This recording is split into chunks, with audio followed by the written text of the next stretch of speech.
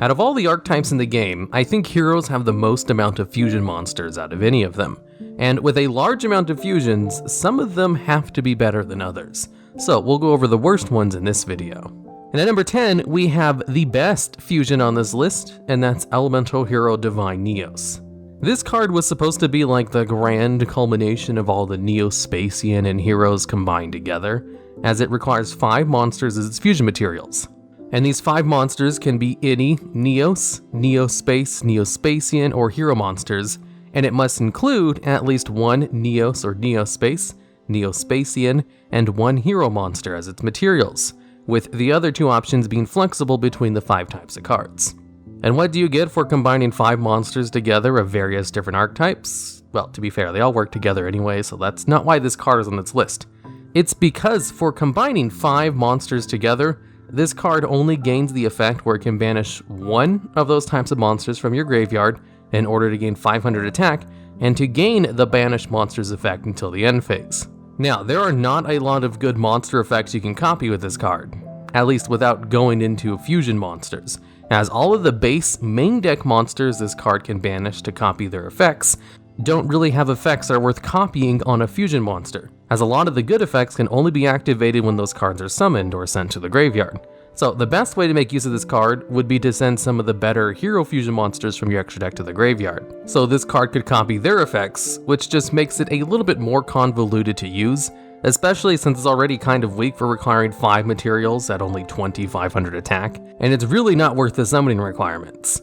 However, 2 good things of note for this card. It's an excellent future fusion target in order to fill your graveyard with a whole bunch of monsters, and it can be cheated out of the extra deck with Elemental Hero Grand Merge, which is much easier to bring out, although it does give Divine Neos a restriction where it can't attack monsters with a lower level than it. But since there's technically a way to cheat Divine Neos out of the extra deck, that does kind of make up for a lot of why this card is bad in the first place, i.e. because it requires a lot of materials, so it takes one of the lower spots on this list.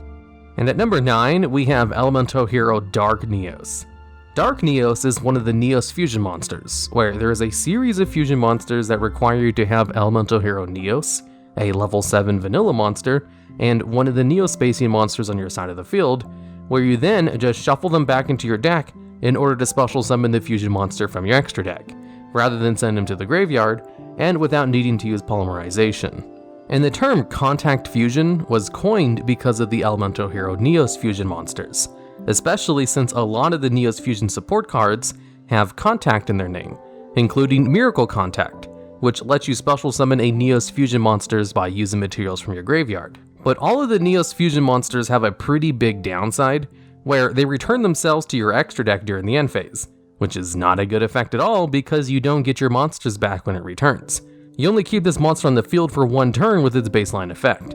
So for a card that's kind of hard to bring out, but also only exists on the field for 1 turn, its effect is pretty lackluster where it can only negate the effect of 1 face-up monster on the field. Now, a spell speed 1 effect negation during your turn is not very good, and definitely not worth this card's hassle to bring out, which is why it's one of the worst Neos fusion monsters, despite technically having an okay effect. I mean, negating an effect is still decent, it's just, usually you want to negate effects during your opponent's turn. And if you really need to negate an effect, Dark Neos is definitely the last card you'd want to put resources to bring out in order to do something like that. Now, this card is a lot easier to bring out thanks to the release of Neos Fusion, which can send the materials for it directly from your deck to the graveyard in order to special summon this card from your extra deck ignoring its summoning conditions. And Neos Fusion can also banish itself from the graveyard in order to prevent this card from returning to the extra deck during the end phase. And also, if you play Neos Space, this will also prevent your Neos Fusion monsters from returning to the extra deck during the end phase. So, there are ways to get around its negative effect.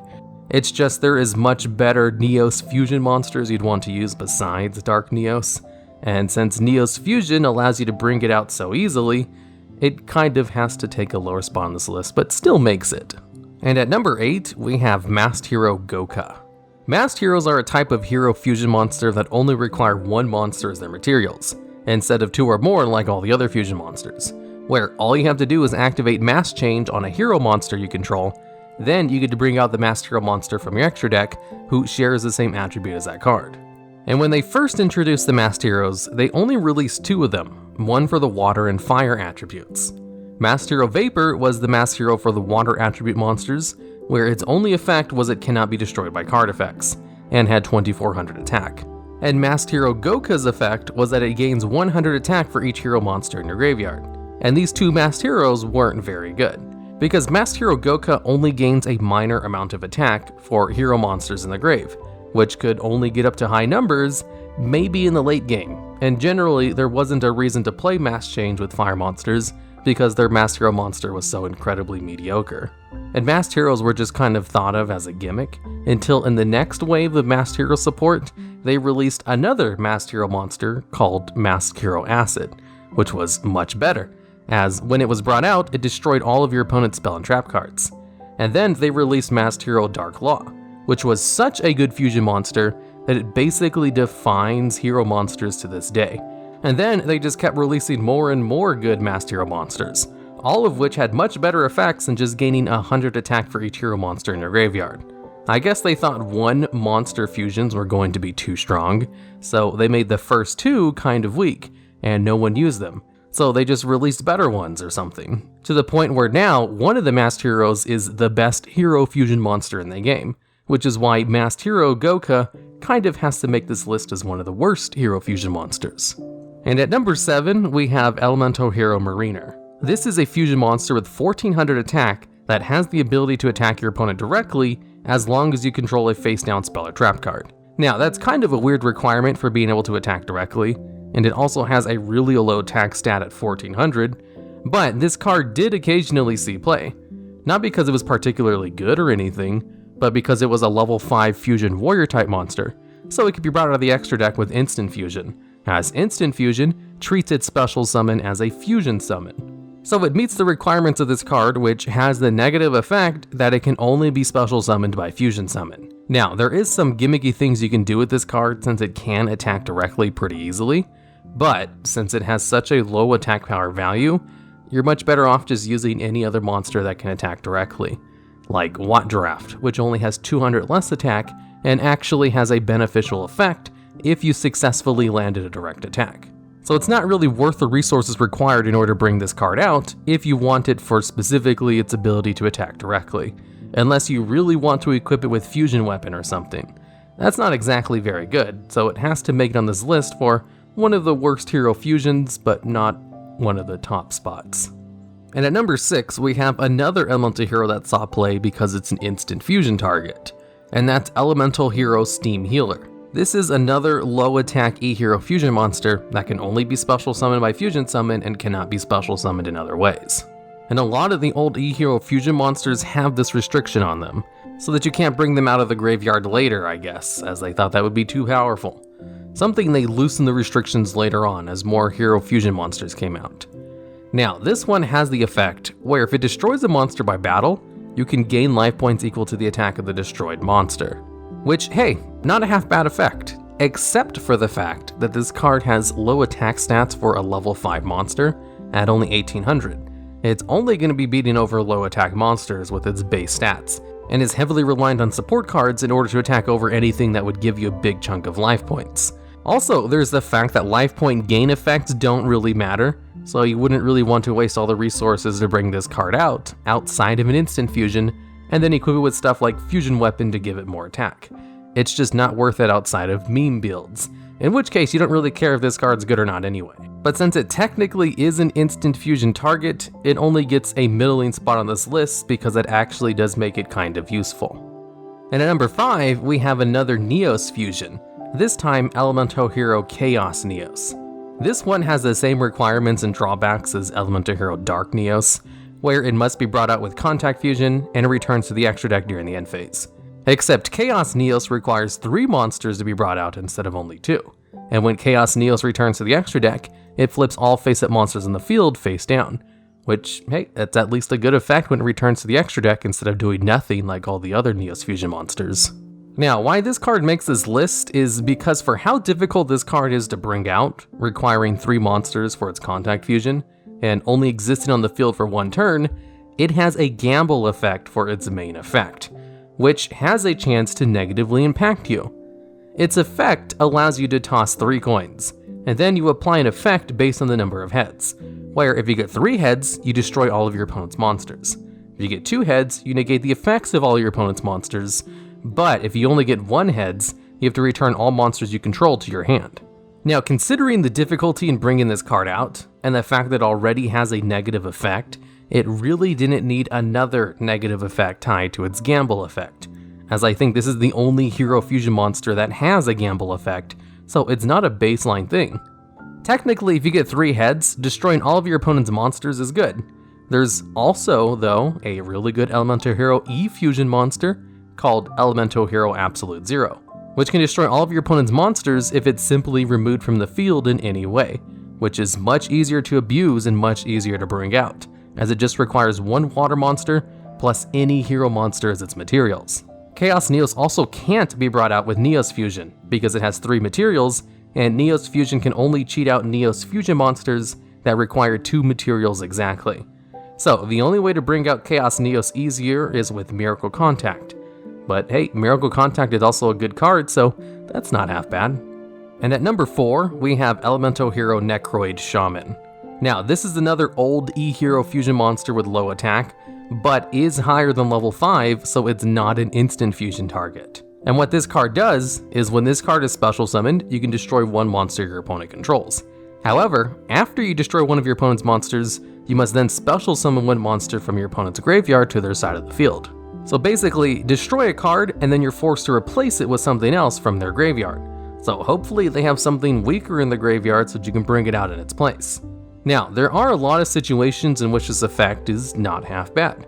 Being able to destroy a monster is generally pretty good, and even bringing the monster back in defense position makes it easier to attack over or something. But this card basically sets your opponent at the same advantage they had before this card came out.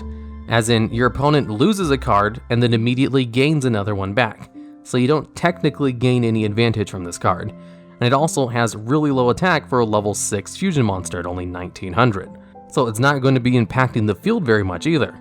However, one of the materials for this card, Elemental Hero Necroshade, has a graveyard effect.